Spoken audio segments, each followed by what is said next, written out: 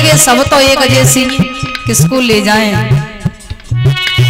अरे रे हम कौन सी ले जाए सब एक ही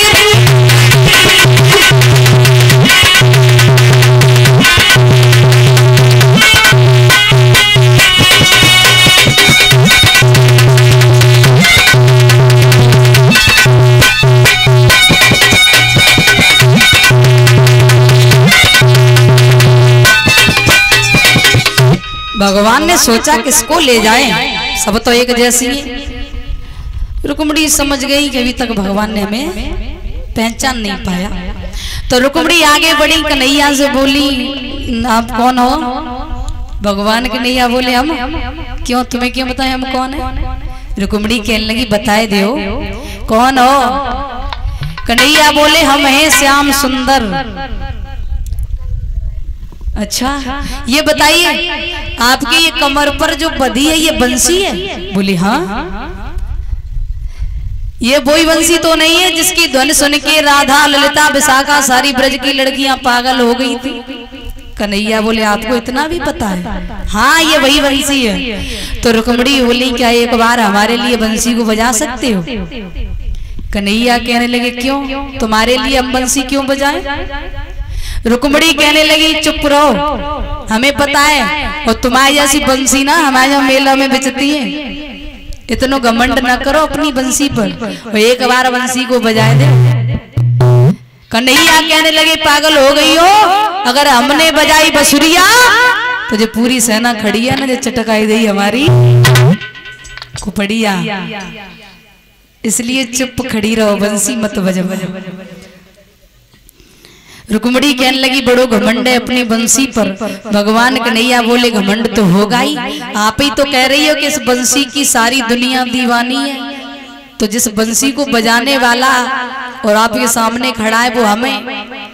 अब इस बंसी को हम बजाते हैं, बंसी की ध्वनि की सारी दुनिया दीवानी है, मतलब हमारी दीवानी है, तो हमें थोड़ा बहुत तो गुरूर होगा ही, हम बंसी को नहीं बजाएंगे। रुक्मिणी कहने लगी बंसी बजानी पड़ेगी। भगवान बोले क्यों, तुम कौन हो? तो रुक्मिणी कहने लगी हम ही तो हैं रुक्मिणी। कन्हैया बोले पहले क्यों नहीं बताया कि आप रुक्मिणी हो? पहले बता दिया होता तो इतना हम इतनी देर से इंतजार कर रहे हैं तो हम नहीं करते। अब सहेलियों की कुछ भी पल्ले बात ना पड़ी, पता नहीं रुक्मिणी में कृष्ण में क्या बात हो गई। कन्हैया रथ के ऊपर खड़े थे, बोले अब इंतजार किस बात का है, हाथ ऊपर करो। रुक्मिणी ने हाथ ऊपर को किया, भगवान कन्हैया ने रुक्मिणी के हाथ को पकड़ा, रथ में बिठाया और लेकर चले गए।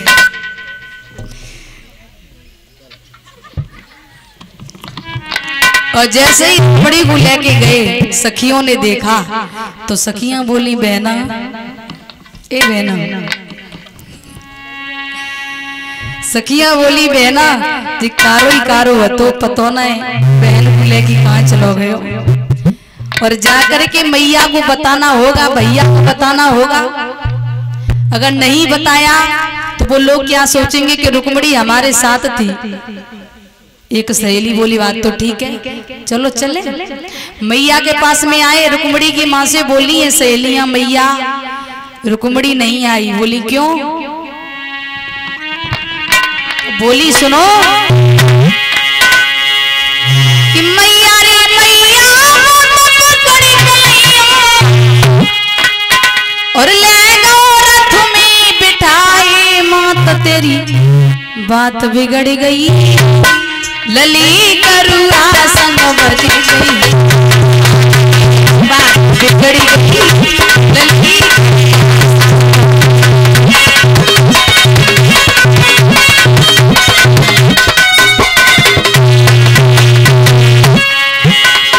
बोली सखिया मैया मैया रे मैया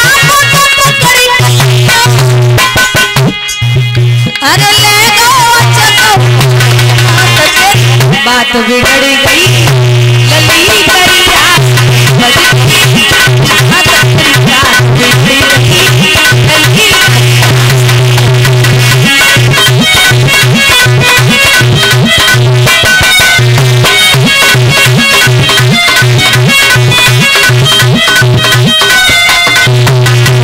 मैया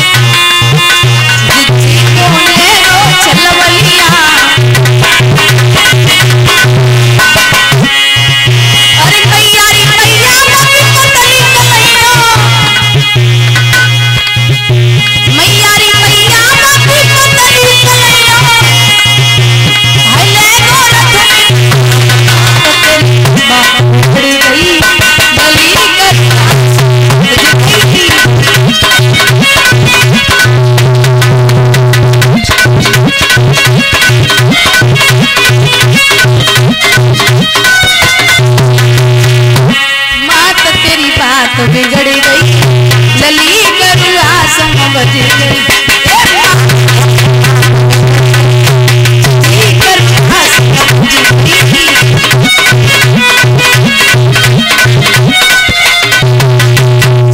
रुक्मणी की सहेलियों ने बताया कि मैया कोई कारो कारो हतो और रुक्मणी को ले गो रथ में बिठाई के। रुक्मणी की मम्मी ने सुनो, बोली लल्ली तुम कहाँ रही? सहेली बोली हमें क्या पता कि चली जाएंगी। रुक्मणी चली गई। एक सहेली बोली मैया को बताने से कुछ नहीं होगा, भैया को बताए दे। रुकुम के पास में पहुंची, कहा भैया गजब हो गया। रुकुम बोला क्या हुआ? लड़कियां बोली भैया तुमने जो सेना भेजी वो तो मंदिर में पड़ी है और रुक्मणी को जल ले जानो वो ले गयो। रुकुम बोला कौन था वो, कैसा था, कहाँ ले गया? तो वो लड़कियां बोली भैया सामलो सामलो, रुक्मणी जिज्जी ने ऊपर को हाथ करो, वहां ने उठाओ और रथ में बिठाई के ले गए।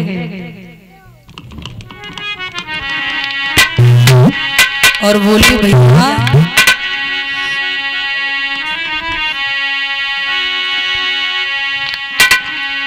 कि भैया तुम तो बैठे रहे और जीजी को करुआ में गौरे।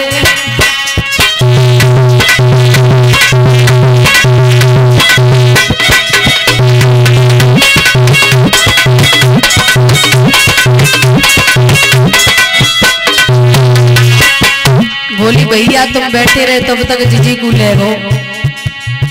रुकुम दौड़ा शिशुपाल के पास पहुंचा, बोला जीजा जी गजब हो गया। शिशुपाल बोले क्या हुआ जीजा जी? रुकुम कहने लगा जीजा जी, अरे जीजा तुम तो बैठे जीजी को कन्हैया ले।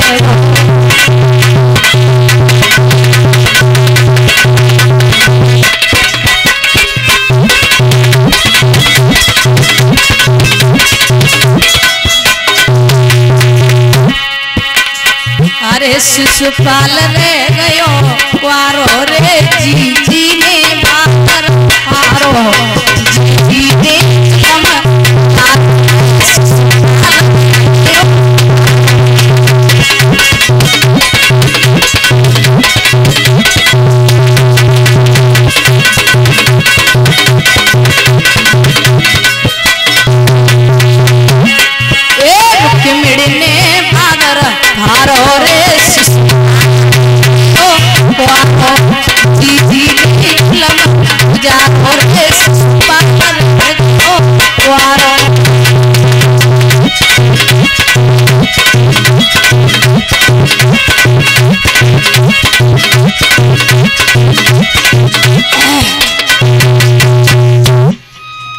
रुक्मणी की सहेलियों ने भैया रुकुम को बताया। रुकुम ने शिशुपाल से कहा आज रुकुम और शिशुपाल सेना को लेकर के कन्हैया के रथ के पीछे चले। उधर से बलराम जी आए, युद्ध होता है। भगवान कन्हैया बलराम ने रुकुम और शिशुपाल की सेना को पराजित किया और आज शिशुपाल को पराजित करके रुकुम